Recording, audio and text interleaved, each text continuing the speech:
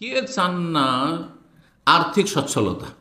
এমন দুনিয়াতে কোনো লোক আছে, যতই বড় অলিউল্লাহ হোক, যতই বড় অলিউল্লাহ হোক, হালাল রুজি আসছে আর বলবে যে নেব না? হ্যাঁ, এটা হয় না।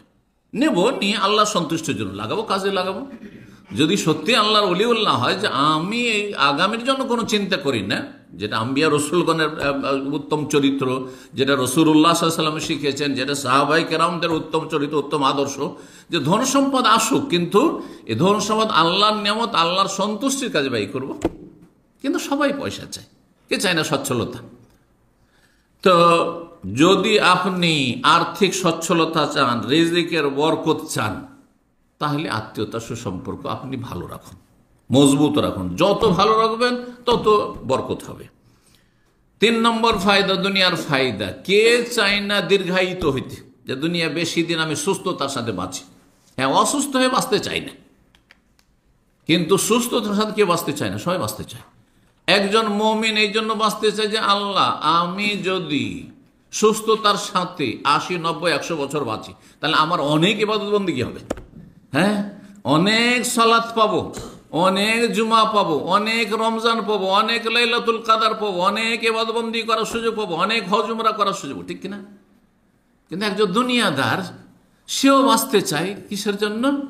হ্যাঁ, বিলাসিতার জন্য। দুনিয়ায় যেহেতু তার মুখ্য টার্গেট, আখেরাত নেই, যার ফলে সে দুনিয়া ইয়াওয়াদ্দু আহাদুল্লাহ ইউআম্মার আলফা সানা, 1000 বছর বাঁচতে চায় কাফের। কিসের জন্য? দুনিয়া ভোগ করার জন্য। কারণ তারা দুনিয়ার পরে তাদের কোনো টার্গেট নেই। তো যদি আপনি চান যে আপনার আয়ু বৃদ্ধি হোক, তাহলে আত্মীয়তা সুসম্পর্ক বহাল রাখবেন, মজবুত রাখবেন। 4 নম্বর ফায়দা, দুনিয়ার ফায়দা, আপনার ঘর বাড়িতে বরকত রহমতে ভরে যাবে। ঘর বাড়িকে বরকত দিয়ে যদি আবাদ করতে চান, তাহলে আত্মীয়তা সম্পর্ক বহাল রাখেন। 5 নম্বর দুনিয়ার ফায়দা, আল্লাহর ভালোবাসা অর্জন করতে পারেন, মহব্বত অর্জন করবেন। আল্লাহ যাকে ভালোবাসে তাকে ঠেকায় কে? তার ক্ষতি করে কে? কোনো শক্তি পারে না। দুনিয়াতে এই যে আপনারা কোম্পানিতে এই চাকরি করছেন, অথবা ছোট একটা আপনি প্রতিষ্ঠানে চাকরি করছেন, আপনার কফিল, আপনি হয়তো ব্যক্তি একজন শুধু, তারপরও আপনার চিন্তা আমার কফিল যাতে অসন্তুষ্ট না হয়, আমার কফিল জানো আমাকে ভালোবাসে। কেন? জানছেন যে তার হাতে আমার কি আছে? এই যে রুজি, হ্যাঁ, মাসিক বেতনটা তার হাতে রয়েছে। সে যত বেশি আমাকে ভালোবাসবে, যে তার সুদৃষ্টি তত বেশি আমার উপর থাকবে। তো দুনিয়া তুচ্ছ, দুনিয়ার জন্য যদি আপনি আপনার মতো 3.5 হাতের মানুষের ভালোবাসা অর্জন করার জন্য মরিয়া হন, তো রব্বুল আলামিন, যিনি আসমান জমিন সমস্ত কিছুর মালিক, যিনি রিজিকের মালিক, হায়াতের মালিক, মওতের মালিক, সুস্থতা, সমস্ত কিছুর মালিক, তার মহব্বত পাবেন যদি আত্মীয়তার সুসম্পর্ক বহাল রাখেন। 6 নম্বর, আত্মীয়দের সাথে যে যত বেশি সুসম্পর্ক রাখে, ততই বেশি আত্মীয় স্বজনরা ভালোবাসে। অটোমেটিকলি তাদের অন্তরে ভালোবাসা হবে। যতই তাদের অন্তরে শত্রুতা বিদ্বেষ থাক, মনে হবে যে তাদের আগুনে আপনি পানি ঢেলে দিলেন। তারা খারাপ আচরণ করছে, হ্যাঁ, তারা আপনাকে ভালোবাসে না, আপনি দিতে থাকেন, সহযোগিতা করতে, তাদের পাশে দাঁড়ান, দেখবেন যে সুবহানাল ফাইজাল্লাযী বাইনাকা ওয়া বাইনাহু আদাওয়াতুন কান্নাহু ওয়ালিয়ুন হামিম। যারা চরম শত্রু ছিল, দুশমনী করত, চাইতো না দেখতে আপনাকে, আপনার অন্তরঙ্গ বন্ধুতে পরিণত হবে। পরলোক হবে তো ঘর তো অবশ্যই হবে।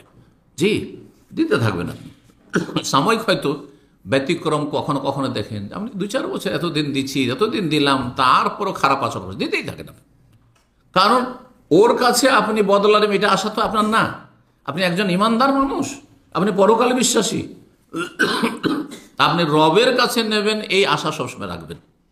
ইন্নামা নুতইমুকুম লিওয়াজহিল্লাহ, আমি আল্লাহ সন্তুষ্টির জন্য করছি। আমি যাকে সন্তুষ্ট করার জন্য করছি, তিনি সন্তুষ্ট আছেন কিনা এটা দেখার বিষয়। যার সন্তুষ্টির উদ্দেশ্যে আমি এই সুসম্পর্ক বহাল রাখছি, তিনি সব জানছেন কিনা? তিনি জানছেন, তাকে জানাইতে হয় না যে আল্লাহ এই কাজগুলি করলাম, এই যে আত্মীয়দের এই সহযোগিতা করলাম, তাদের পাশে দাঁড়াইলাম, কোনো বলার প্রয়োজন নাই। রব আলিম খবীর, সব জানছেন। সুতরাং তার জানাই যথেষ্ট। আপনার আত্মীয় স্বজন জানুক আর নাই জানুক, মানুক আর নাই মানুক, আর মূল্যায়ন করুক আর নাই করুক, কোনো অসুবিধা নেই। তো এই ছিল 6 নম্বর। 7 নম্বর, যদি আত্মীয়তার সুসম্পর্ক আপনি মজবুত রাখেন তাহলে জঘন্য মরণ থেকে বাঁচবেন। আপনি খারাপ মরণ থেকে বাঁচবেন। খারাপ মরণের বিভিন্ন লক্ষণ আছে। সবচেয়ে খারাপ মরণ হচ্ছে কুফরের অবস্থায় মরে যাওয়া। একজন শিরিক করে মরে গেল, একজন নাস্তিক হয়ে মরে গেল। হ্যাঁ, একজন পাপ করে না কিন্তু এমন জায়গায় গিয়ে ওই যে খারাপ আচরণ করেছে আত্মীয়দের সাথে, যার ফলে সারা জীবন নামাজ রোজা হজ যাকাত করেছে, আর শেষখানে মরার আগে একটা কাবিরা গুনাহ করে মরে গেল, গুনার অবস্থায় মরে গেল। চিন্তা করুন তো, একজন মানুষ অনেক নেকির কাজ করে কিন্তু একসময় ব্লু ফিল্ম দেখছে। আজকাল একটা উদাহরণ দিয়ে, যেহেতু মিডিয়ার ফিতনায় বড় ফিতনা, ভালো ভালো মানুষকে খারাপ করে দিচ্ছে, পাপে লিপ্ত করে দিচ্ছে। নোংরা একটা ফিল্ম দেখছে, পর্নোগ্রাফি, আর সেই সময় হঠাৎ হার্ট অ্যাটাক হয়ে গেল। বলুন দেখি, সে রবের কাছে শেষ আমলটা কি নিয়ে গেল বলেন দেখি? আল্লাহ না করে কোনো মানুষ সারা জীবন জেনা ব্যভিচার কাছে যায়নি, শেষখানে নারী ফিতনায় পড়ে গেল, শেষখানে জেনা ব্যভিচারে লিপ্ত হয়ে গেল, আর তারপরে তখন ওই সময় হার্ট অ্যাটাক হয়ে গেল। তাহলে চিন্তা করুন তো কি অবস্থা। একজন লোক নিয়মিত সালাত আদায় করে, শেষখানে এমন গাফিলতি চলে আসলো যে বেনামাজি হয়ে মরে গেল, বা ঠিক ফজরের নামাজ সূর্য উঠাইল আর ওই সময় মত হয়ে গেল। চিন্তা করুন তো দেখি। অথচ গোটা মাস গোটা বছর হয়তো ঠিকভাবে নামাজ পড়ে, কিন্তু যেই দিন মরণ সেই সময় সেই দিন সূর্য উঠিয়ে দিয়েছে, ফজর নামাজ পড়েনি, আসর পড়েনি, মাগরিব হয়ে গেছে। তাহলে কত বড় কাবিরা গুনার ওপর রবের কাছে হাজিরে দিলাম। চিন্তা করুন, এগুলো হচ্ছে মিতাতু সুখ, খারাপ মরণ। এছাড়া খারাপ মরণ হচ্ছে মর্মান্তিক দুর্ঘটনা, আর তাতে কালেমা পড়ার হয়তো সুযোগ পেল না। যদিও ভালো মানুষ যদি এমনটা হয় তো এমন কোনো অসুবিধা নেই। আকস্মিক মত সবার জন্য আযাব নয়, পাপীদের জন্য আযাব।